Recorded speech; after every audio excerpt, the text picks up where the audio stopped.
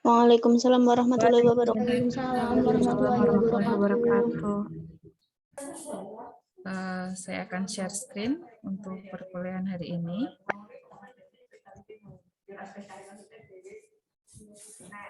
Apakah di layar sudah terlihat? Sudah, Ibu. Sudah, Ibu. Oke.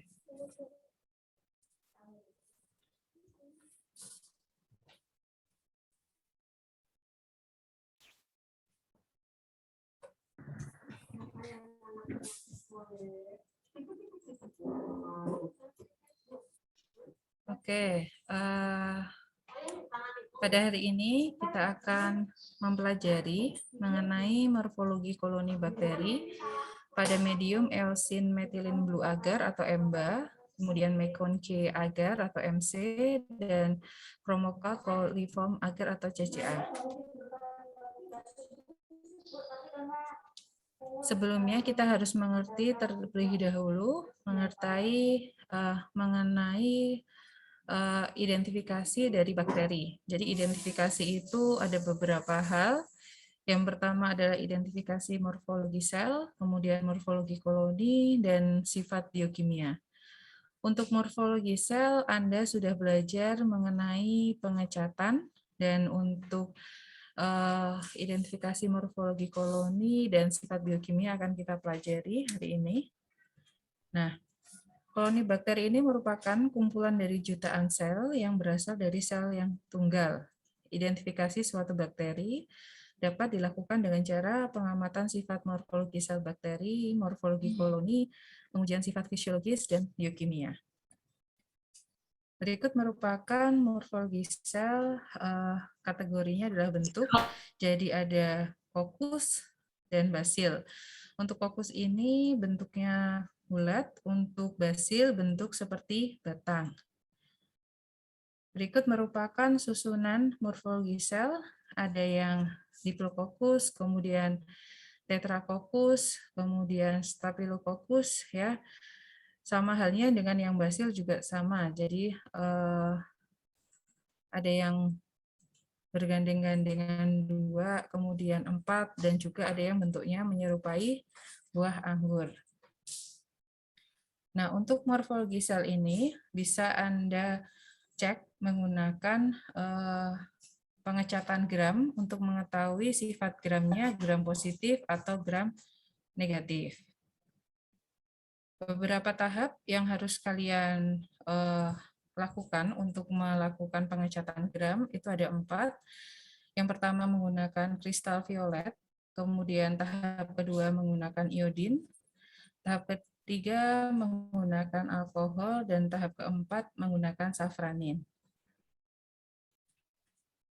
Jadi gambar di sebelah kanan ini merupakan morfologi dari membran sel. Ketika diberikan kristal violet, maka warna ungu akan memasuki membran. Kemudian pada saat tahap kedua juga iodin. Kemudian tahap ketiga dekolorisasi, itu adalah pelunturan warna menggunakan alkohol. Dan yang terakhir adalah safranin untuk gram negatif apabila warnanya itu merah muda atau pink, dan gram positif kalau warnanya itu ungu. Sifat gram dari suatu bakteri.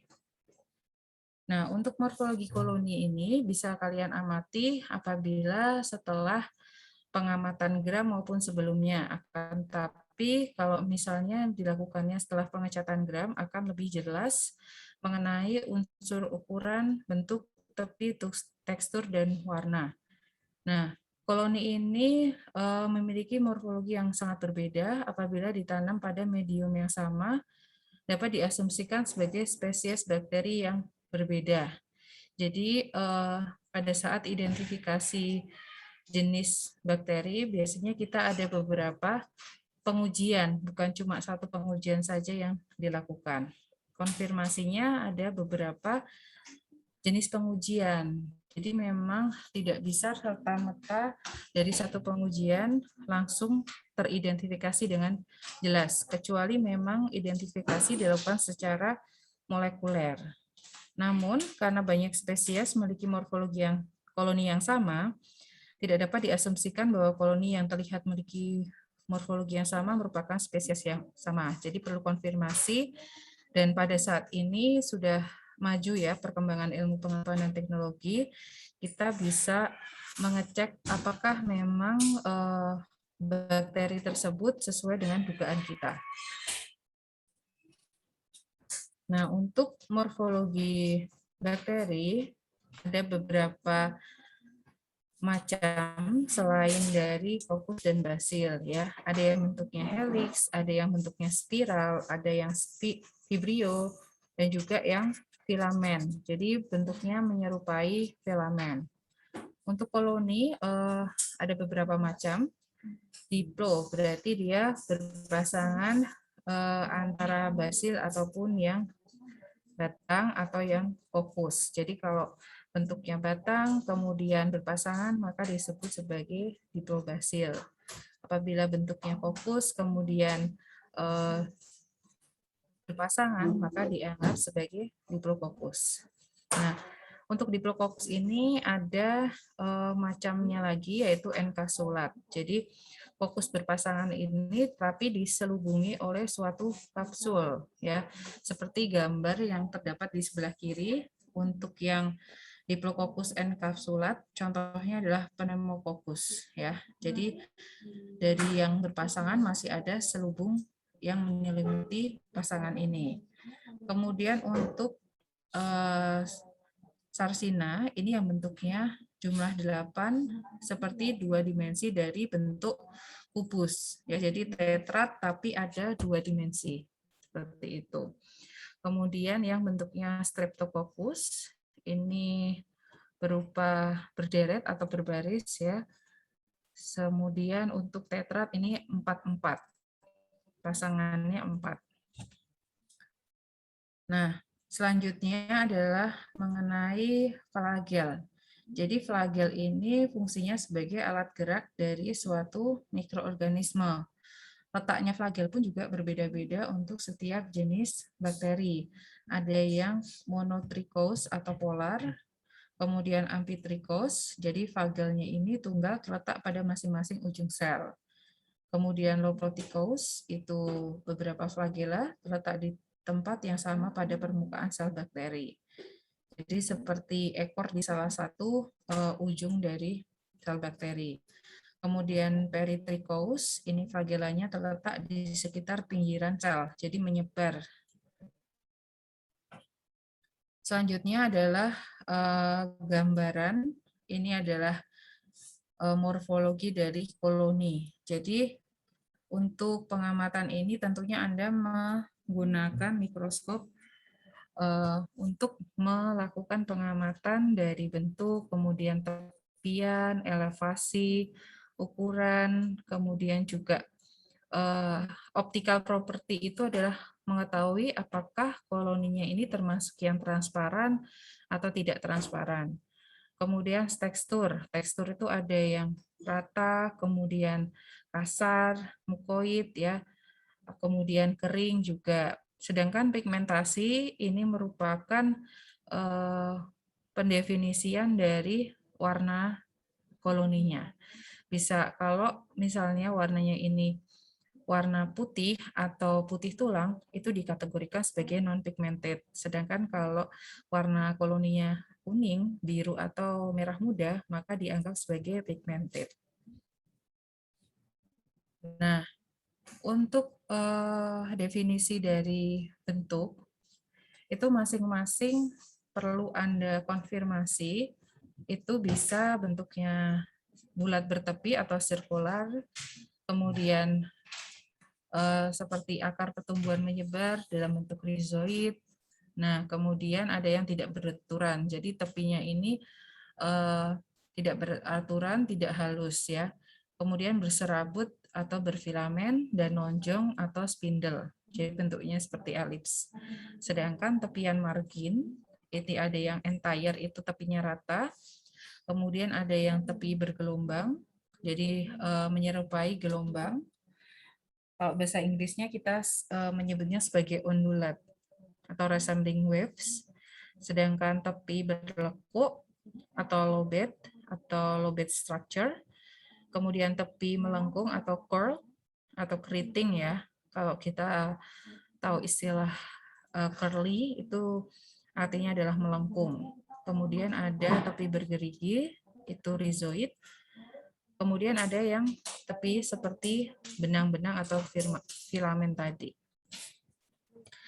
Untuk ketinggian atau elevasi, ini cara melihatnya adalah dari pinggiran koloni. Jadi biasanya itu kategorinya adalah datar atau ketinggiannya itu tidak terukur. Jadi pada pemandangan samping itu Anda tidak melihat adanya benjolan atau gerigi. Itu maka dianggap sebagai datar. Kemudian jika seperti tetesan air, jadi ada seperti permukaan yang melengkung, itu dianggap sebagai convex. Kemudian kalau bentuknya seperti bantal, jadi bentuknya segi empat, kemudian ada tonjolan, hampir mirip seperti yang permukaan air, tapi bentuknya lebih cenderung ke segi empat, itu pulvinate. Sedangkan kalau yang cembung di bagian tengah, jadi lebih menonjol itu adalah umbunate. Sedangkan ukuran itu dikategorikan seperti titik, kemudian kecil, sedang, dan besar. Untuk appearance, itu untuk penampilan koloni biasanya kategorinya itu adalah mengkilap, glistening, glossy atau shiny, kusam atau berawan, atau dull atau cloudy kategorinya. Sedangkan properti optik digambarkan, jadi yang mengetahui apakah tembus cahaya atau tidak untuk koloni bakteri tersebut. Untuk tekstur, tadi sudah dibahas ya, ada yang mukoid, kemudian viscose, itu masih kental, kemudian seperti mentega itu butyrose, kering, rapuh, tepung, seperti tepung itu kategorinya termasuk dry. Nah, selanjutnya adalah media eosin metilen blue agar atau yang kita kenal sebagai EMBA. EMBA ini fungsinya adalah untuk mengisolasi dan membedakan bakteri gram negatif berdasarkan kemampuan memfermentasi laktosa berdasarkan Atlas 2010. Medium ini mengandung laktosa, sukrosa, pepton, eosin Y, dan metilen blue. Adanya eosin Y ini mampu menghambat pertumbuhan bakteri gram positif. Ya, jadi biasanya EMBA ini digunakan untuk bakteri gram negatif. Jadi biasanya dari hasil pewarnaan kan kita sudah tahu tuh hasil gram negatif atau positif. Nah, selanjutnya dari pewarnaan gram negatif hasilnya, maka kita lanjutkan ke inokulasi menggunakan media EMBA ini. Bakteri yang mampu memfermentasi laktosa akan menunjukkan koloni berwarna pink. Khususnya bakteri E. coli memiliki ciri yang khas, yaitu memiliki koloni yang berwarna hijau metalik seperti yang terlihat pada gambar. Sedangkan bakteri non-laktosa fermenter, koloninya akan berwarna transparan berdasarkan Lebovi dan Pierce 2011. Jadi, biasanya untuk media EMBA, kita akan memakai penanamannya menggunakan strip, metodenya strip. Jadi, Anda menggunakan ose tajam atau ose yang tidak bulat.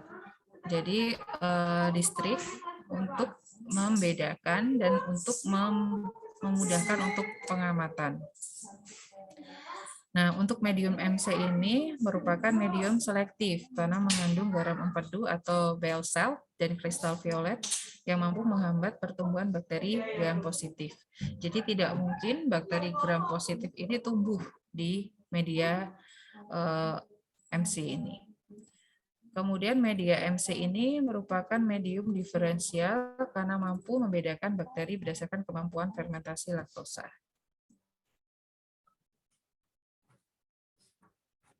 Oke, ini sepertinya gambarnya masih yang EMBA ya. Jadi ini untuk media MC selanjutnya. Jadi media MC ini mengandung indikator pH berupa neutral red yang berwarna pink pada pH di bawah 6,8, jadi cenderungnya asam, dan tidak berwarna pada pH di atas 6,8, jadi basah. Jadi dia akan berwarna pink jika pH-nya asam dan tidak berwarna jika pH-nya basah. Adanya indikator pH ini menjadikan teridentifikasinya koloni bakteri yang mampu memfermentasi laktosa dan tidak memiliki kemampuan dalam memfermentasi laktosa.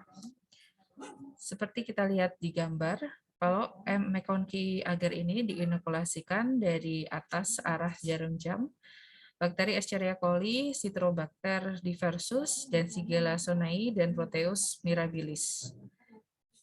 Ya, jadi ini merupakan Escherichia coli, Citrobacter, Shigella sonai, dan Proteus mirabilis. Bakteri yang termasuk laktosa fermenter cepat, jadi memfermentasi laktosa dalam waktu yang singkat, ini akan berwarna pink. Warna pinknya itu lebih mencolok, ya, paling mencolok. Bakteri yang masuk fermenter lambat, biasanya itu warna pinknya akan muda, sedangkan kalau yang benar-benar tidak non-laktosa fermenter, tidak mampu memfermentasi laktosa, akan berwarna transparan. Jadi seperti kalau dilihat di cawan, ini yang paling ujung, yang transparan. Nah, selanjutnya adalah medium chromocold coliform agar atau CCA. Medium CCA ini umumnya digunakan untuk mendeteksi bakteri E. coli dan coliform pada makanan maupun minuman. Medium ini mengandung tergitol 7 yang akan menghambat pertumbuhan bakteri gram positif dan sebagian bakteri gram negatif, namun tidak berpengaruh pada pertumbuhan bakteri coliform. Nah, adanya dua kombinasi dari dua substrat kromogenik berupa salmon gall dan X-glucuronide pada medium memudahkan dalam identifikasi total coliform dan E. coli. Jadi kalau dilihat dari media, seperti di gambar, bakteri coliform memiliki karakteristik berupa adanya enzim beta-D galaktosidase yang akan memotong substrat salmon gall menjadi salmon yang berwarna merah. Jadi yang warnanya merah, sehingga koloni bakteri Crom pada medium CCA akan berwarna merah. Sedangkan bakteri E. coli memiliki enzim beta-D galaktosidase dan beta-D glucuronidase yang merupakan karakteristik dari E. coli, sehingga bakteri ini akan memotong salmon gall dan X-glucuronide yang akan menghasilkan koloni berwarna hitam biru sampai ungu. Jadi bisa dilihat ya, di cawan Petri ini ada yang warnanya biru kehitaman sampai ungu, dan ada juga yang warnanya cenderung merah ya, merah muda. Ini merupakan inokulasi di medium CCA. Jadi biasanya dalam suatu isolasi dari alam ya, misalnya diidentifikasi ini sepertinya ada bakteri coliform di dalam sampel tersebut, tapi bercampur dengan Escherichia coli. Nah, kita mengidentifikasi atau memberikan seleksinya itu menggunakan media CCA ini ya, untuk mengetahui apakah memang benar dari total coliformnya itu ada nggak E. coli-nya. Begitu. Itu untuk pembahasan, mungkin akan saya kasih video ya, jadi agar Anda ada gambaran caranya untuk inokulasi dan untuk mengetahui identifikasinya. Sebentar.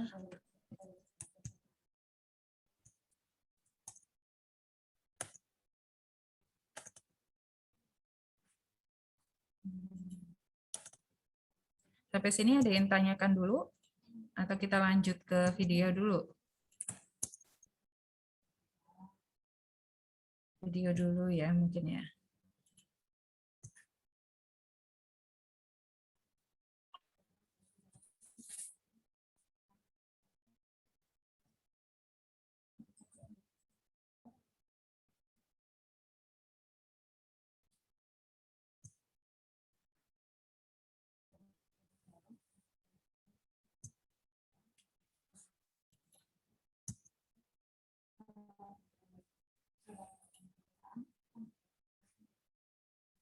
Saya share untuk videonya. Apakah sudah terlihat videonya? Sudah, Ibu. Sudah, Ibu. Oke, saya play.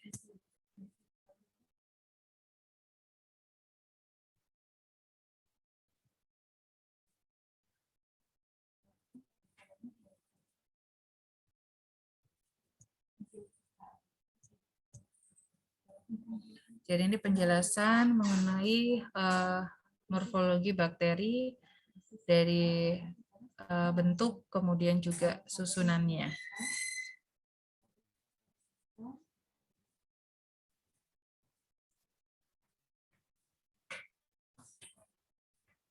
Nah, ini untuk pembagian dari kingdom, kemudian phylum, kemudian ordo, family, genus. Nah, ini sampai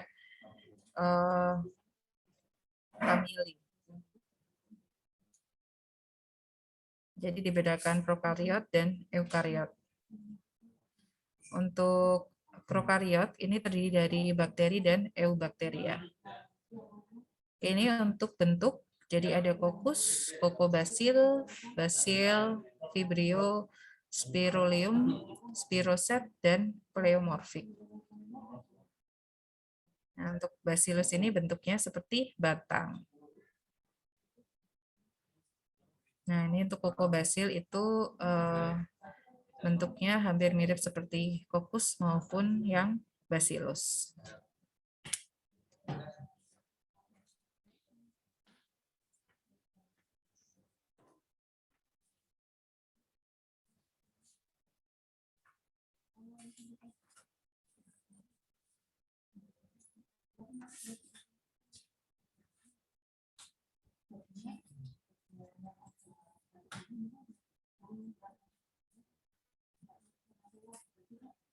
Nah, ini yang perlu di perhatian ya pada saat identifikasi ini karena bentuknya vibrio, kemudian spirulium dan spiroset itu hampir sama. Cuma yang membedakan adalah ukurannya dan juga karakter dari curly-nya ya, dari lengkungannya itu ada perbedaannya.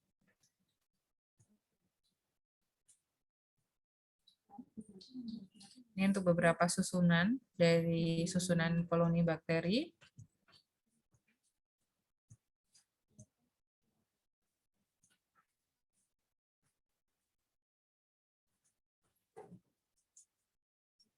Oke, ini untuk yang pengenalan tentang morfologi.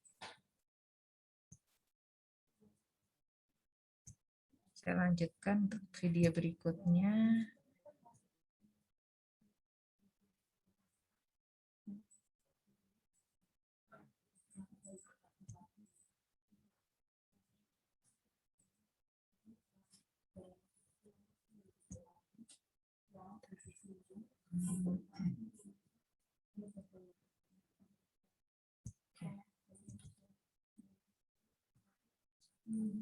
Selanjutnya adalah mengenai pewarnaan gram.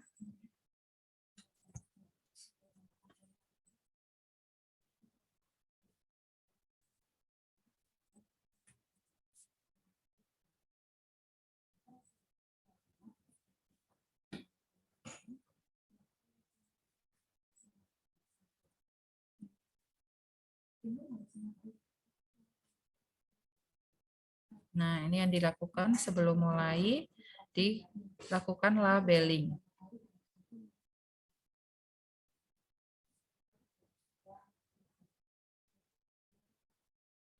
Kemudian jangan lupa selalu melakukannya dalam kondisi aseptis. Jadi harus ada apis spiritus.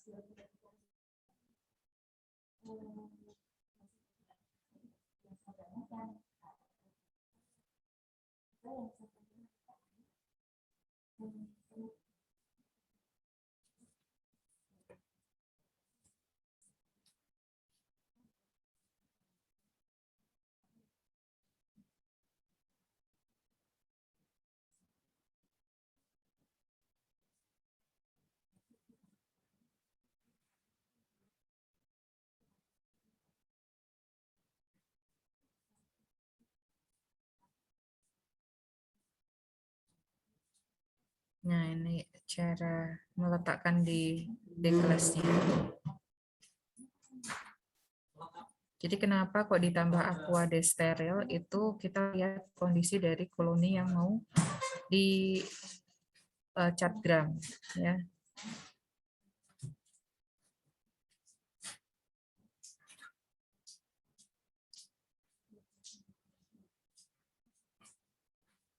Nah, ini kemudian difiksasi.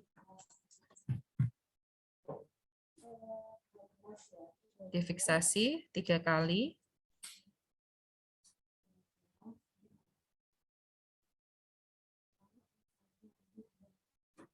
Nah, kalau sudah sampai fiksasi, spiritusnya bisa dimatikan dan dilanjutkan pewarnaan dari gram A. Yang pertama adalah kristal violet. Dibiarkan selama 1 menit. Kemudian dicuci.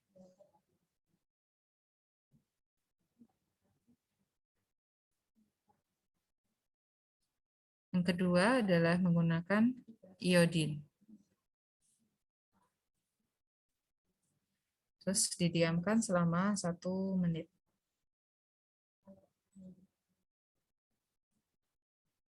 Kemudian dicuci.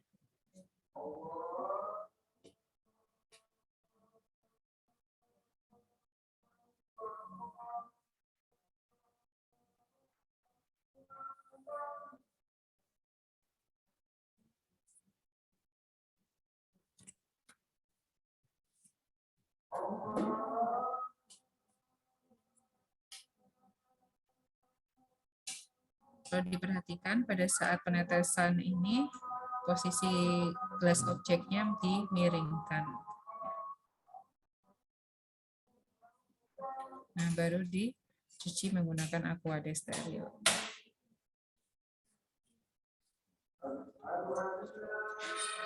Yang terakhir menggunakan safranin.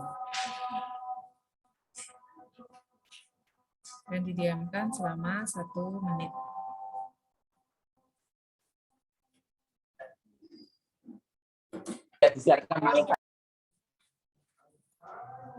Nah, kemudian ini dibilas.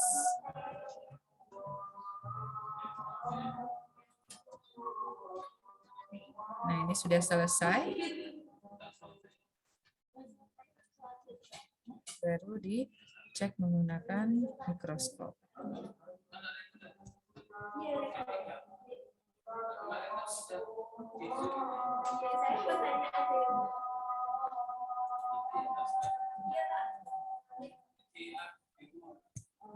Oke, saya selanjutnya.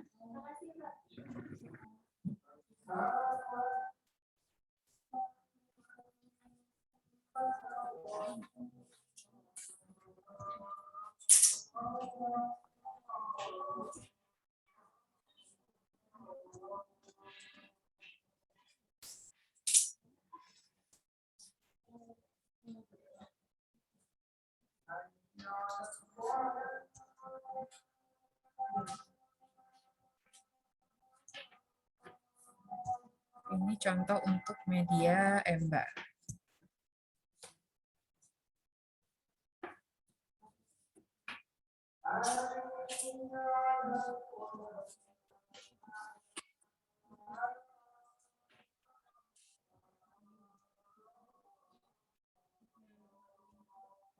Ini contoh untuk media bakterinya polypop.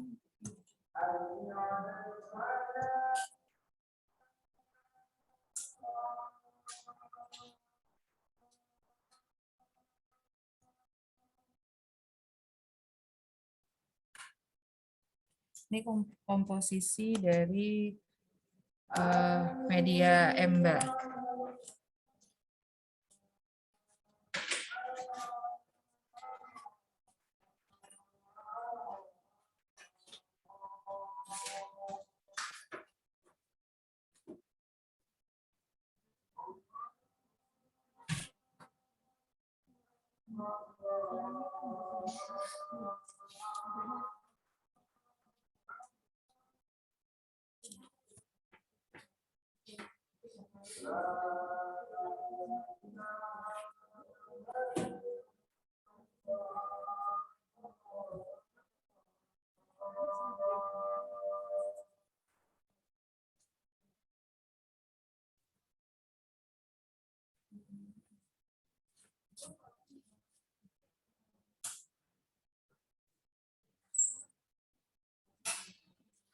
Ini merupakan proses dari pemecahan laktosa yang terdapat di dalam media. Jadi laktosa atau tercerna atau tidak untuk menentukan gram positif ataupun sebagai laktosa maupun non-laktosa fermenter.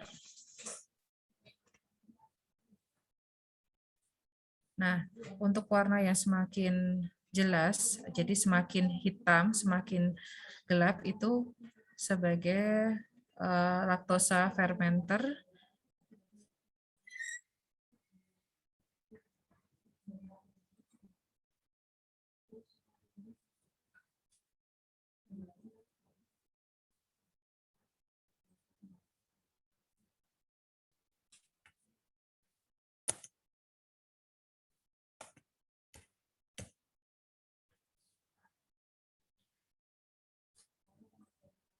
Oke, suaranya saya mute ya, soalnya ini bahasa Inggrisnya bahasa Inggris orang India, jadi kalian pasti ini ketawa-ketawa mendengarnya ya.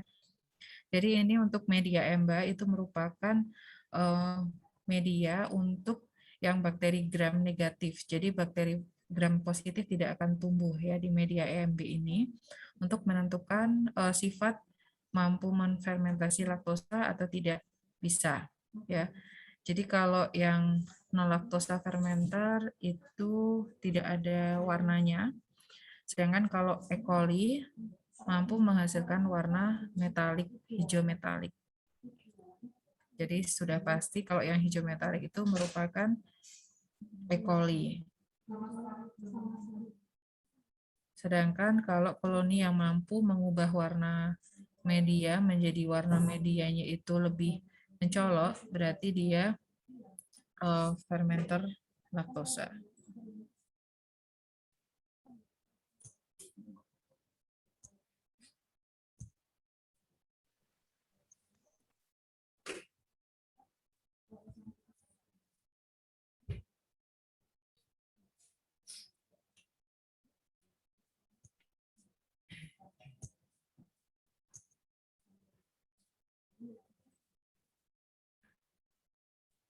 Oke, selanjutnya untuk media McConkey. Jadi ini untuk media McConkey.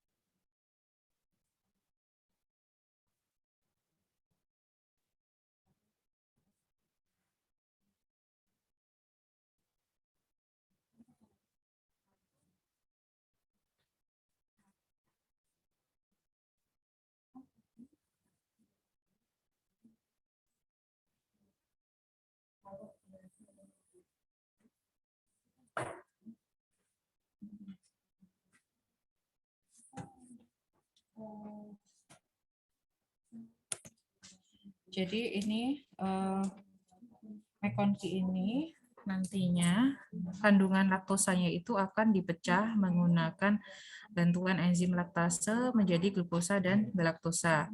Dan dengan bantuan enzim dari bakterialnya, maka dia akan berubah menjadi asam laktat.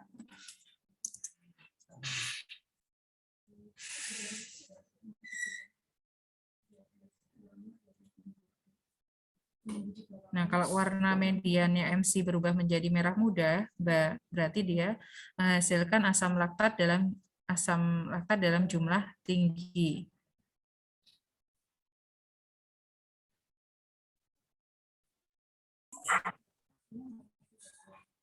Nah, ini ciri-ciri untuk E. coli apabila diinokulasikan di atas media MC.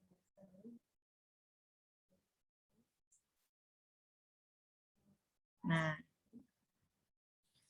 jadi bedanya itu di bagian permukaan koloninya ya. Jadi kalau E. coli itu non-mukoid, warnanya pink, sedangkan Klebsiella atau Enterobacter itu permukaannya mukoid, semi solid, walaupun warnanya sama-sama pink. Sedangkan untuk non-laktosa fermenter, dia tidak akan mengubah warna media dari MC. Jadi tetap warnanya kuning atau orange. Ini untuk komposisi dari MC. Kristal violet, bell salt, lactose, kemudian neutral red indicator. Nah, ini untuk modifikasi McConkey untuk digunakan untuk beberapa tujuan. Jadi untuk diferensiasi media. Misalnya untuk membedakan Staphylococcus dan Enterococci.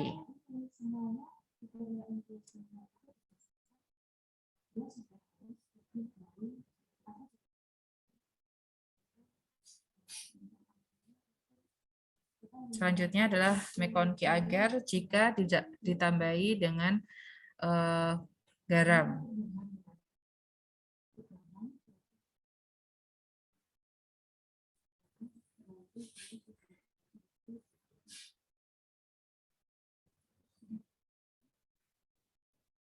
Nah, ini untuk sifatnya dari Proteus ya.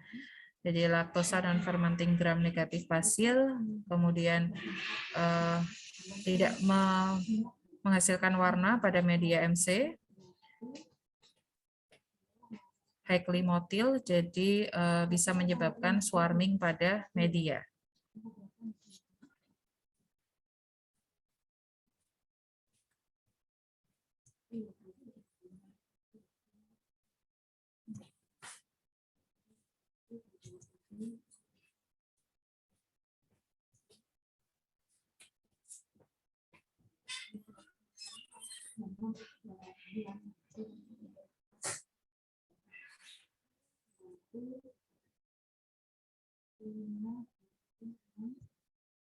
Oke. Sampai sini ada yang ditanyakan?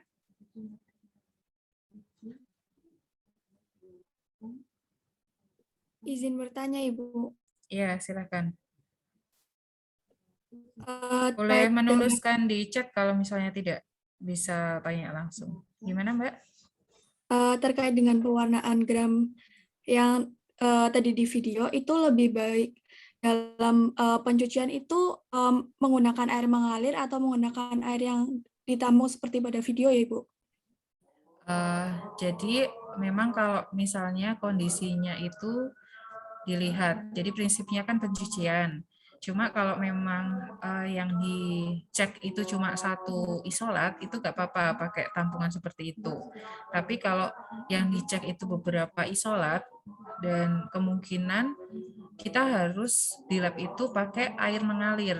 Nanti kalian pada saat praktikum di lab pasti diminta untuk yang air mengalir ya, menggunakan Aquades. Jadi biasanya pakai Aquades semprot, kemudian gelas objektifnya ditaruh di seperti rak gitu. Jadi ketika dicuci itu airnya langsung turun ya, tidak menggenangi di objek gelasnya begitu.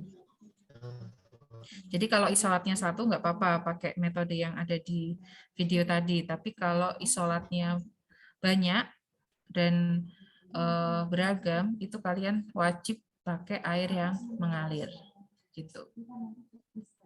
Ini udah pernah kan ya untuk praktikum di lab pewarnaan? Sudah atau belum? Hah? Belum Belum ya? Ibu. Belum. Oke, nggak apa-apa. Nanti kita akan praktikum di lab, itu kalian pertama kali pasti diajarin caranya mengambil isolat bisa dari suspensi, bisa dari agar plate, jadi disesuaikan ya. Kalau misalnya dari agar plate itu biasanya kita pakai seperti metode yang tadi, jadi pakai aupada steril yang ditaruh di gelas benda, kemudian baru yang dari agar plate kita ambil. Nah, kalau misalnya dari suspensi cair yang ada di tabung, biasanya kita langsung ambil ya tanpa penambahan aqua steril. Jadi prinsipnya pewarnaan, persiapan, kemudian juga fiksasi tadi agar bakteri yang sudah ada di gelas objeknya itu tidak hilang. Jadi memang difiksasi secara cepat di atas kompor spiritus. Begitu. Ada lagi yang ditanyakan dari Anissa ya. Jika pada saat pembuatan media agar itu terjadi kesalahan, apakah dapat menyebabkan bakteri yang seharusnya tidak tumbuh pada media malah akan tumbuh? Ini yang dimaksud untuk yang media mana, Mbak Anissa?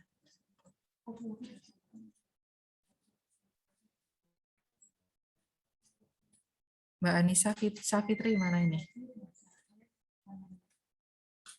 Oh, maksudnya di MC ya. MC kan itu hanya bakteri gram negatif saja yang tumbuh. Maksudnya kalau misalnya yang gram positif yang tumbuh begitu ya di MC-nya.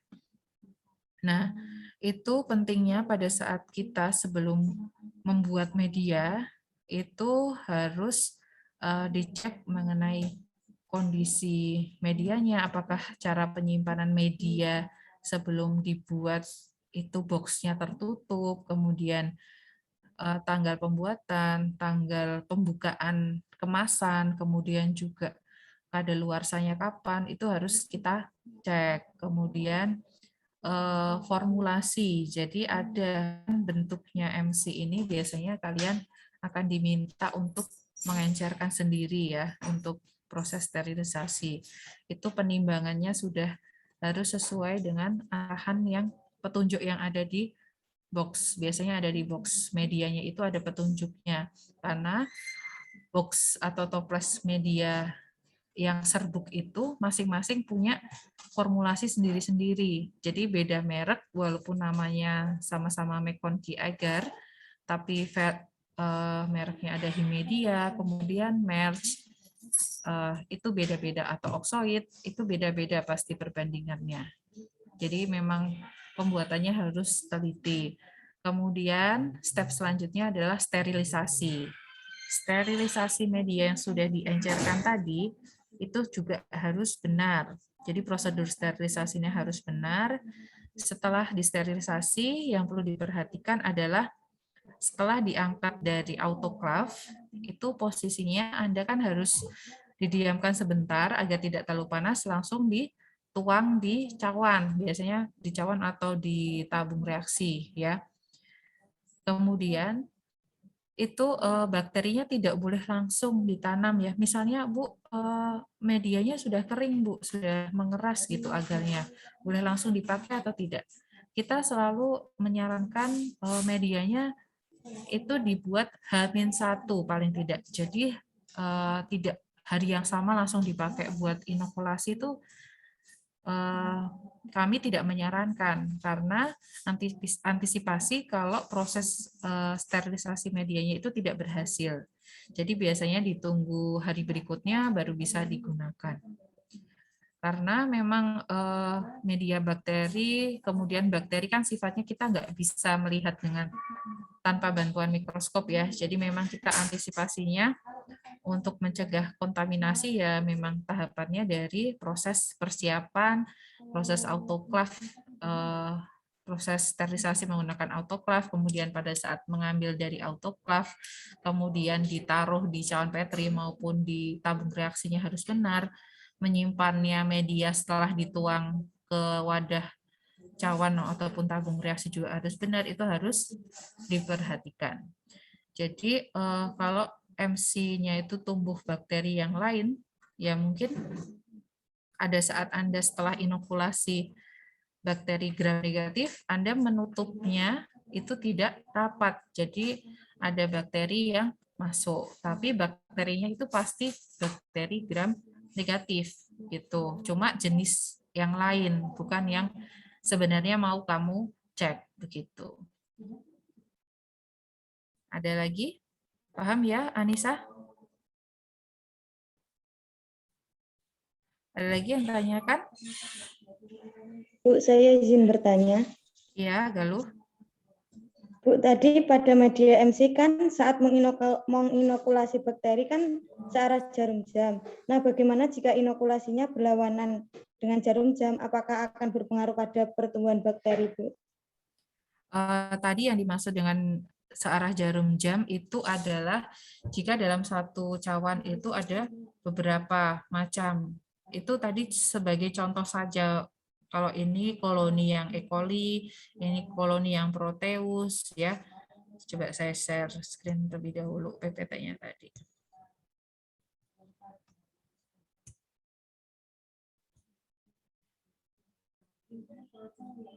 Nah, ini maksudnya ini Mbak. Jadi yang ini adalah Escherichia coli, ini Citrobacter, kemudian ini Shigella, dan ini Proteus. Jadi bukan diinokulasi searah jarum jam, bukan. Cuma tata letak dari contoh yang di MC di PPT ini aja. Gitu. Karena kita biasanya untuk inokulasi di media MC itu pakai strict quadrant. Gitu.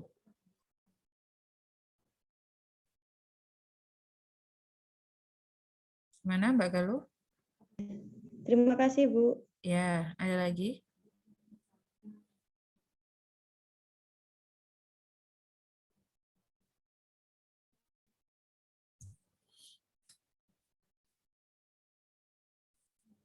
Nanti untuk PPT, ini kalian sudah punya e-Fikes ya? Udah Ibu. Ya, nanti saya share di e-Fikes atau enggak saya kasih ke PJ-nya ya. Baik, Bu. Ya. Baik, Ibu. Ada lagi yang tanyakan?